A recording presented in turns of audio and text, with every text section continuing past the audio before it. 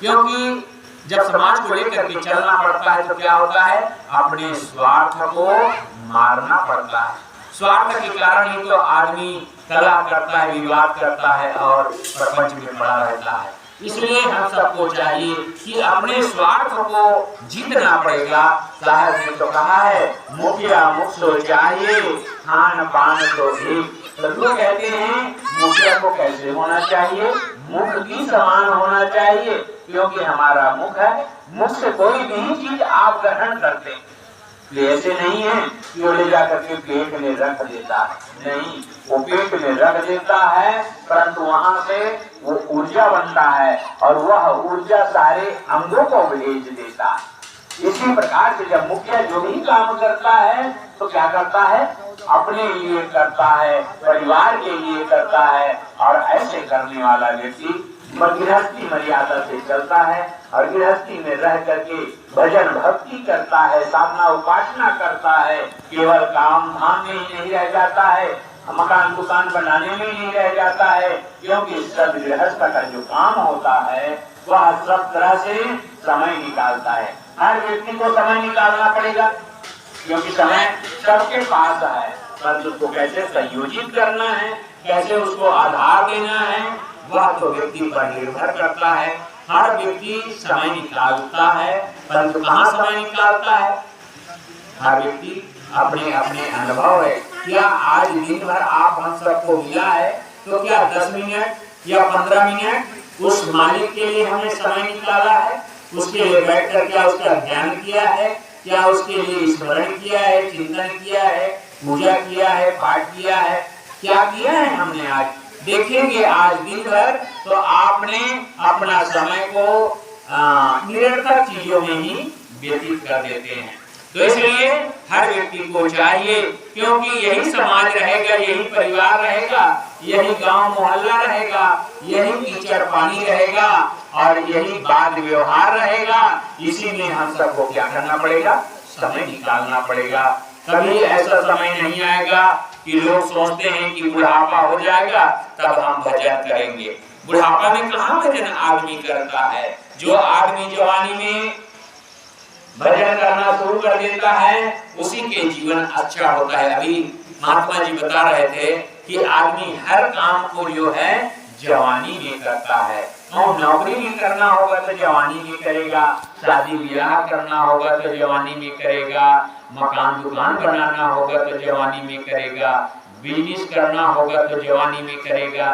सारा काम आदमी जवानी में करता है और भजन भक्ति को बुढ़ापे पे छोड़ देता है। बंधुओं, जब से आपके होश आ जाए, समझ में आ जाए, तब से इस ओर मुड़ने का प्रयास करना चाहिए। और जो व्यक्ति इसी जीवन में अपने लिए थोड़ा थोड़ा समय निकालता है उसके जीवन बुढ़ापा आनंदमय हो जाता है।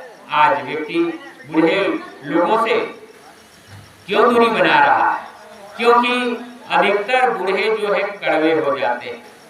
जिस प्रकार से आम होता है, आम छोटे छोटे होता है तो भला खट्टा होता है, देखने में सुंदर होता है, और पके आम देखने में तो भला शिकन भरा होता है परंतु मीठे होते हैं। इसी प्रकार से देखने में बच्चे जो होते हैं वो तो अचकचरे होते हैं परंतु सुंदर दिखाई देते हैं। बूढ़े जो होते हैं देखने में हाथ पैर में शिकन होता है, आंखों से ज्यादा दिखाई नहीं देता है, कानों से सुनाई भी नहीं देता है, तो भी वो कैसे होते हैं? अनुभव से पके हुए होते हैं। और जो पके हुए व्यक्ति होता है उसकी मर्यादा होता है, मान सम्मान होता है। समाज में अगर बूढ़े व्यक्ति ना हो तो समाज की शोभा नहीं है, घर में बूढ़े माता पिता ना हो तो घर की शोभा नहीं है। इसलिए घर में जो हमारे स्थिति जो वातावरण बनता जा रहा है, माता पिता के प्रति श्रद्धा नहीं है, प्रेम नहीं है, इसका कारण क्या है? इसका कारण यही है कि आदमी केवल अपने आप को देखता है, परिवार के लोगों को नहीं देखता है। इसलिए मैं कह रहा था कि हमें मीठा बनना चाहिए। आदमी मीठा तो खूब खाता है परंतु मीठा नहीं बोलता, बोलता है सदैव कड़वा। तोता है, पोपट है, सुग्गा है, सुग्गा खाता है लाल मिर्चा और क्या बोलता है? मीठा बोलता है।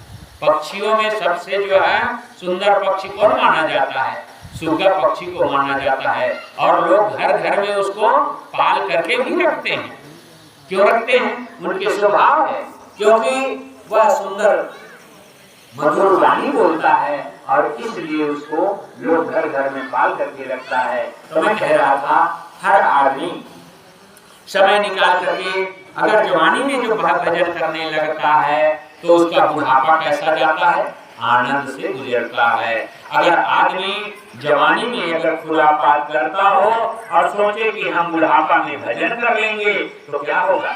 वह व्यक्ति जो होता है गुनगुना करके जीवन जीता है। एक आदमी गुनगुना करके जीवन जीता है और एक आदमी गुनगुना करके जीवन जीता है, उलझे हुए मनोमस्तिष्क से भरा हुआ होता है, और एक आदमी शांत स्वभाव का होता है। इसलिए आदमी को चाहिए कि अपने गृहस्थी जीवन का निर्माण हमें कैसा करना है, वो आदमी पर स्वयं निर्भर होता है। इसलिए हमें विचार करना है कि अपने बाल बच्चों को कैसे हमें संस्कार देना है, किस रास्ते में चलाना है, वो हम पर निर्भर करता है। आज मोबाइल के जमाना है, माता पिता सोने लगता है, बच्चे भी सोता है, लगता तो है सो रहा है, परंतु चादर तान करके अंदर में ही मोबाइल सरकाता रहता है।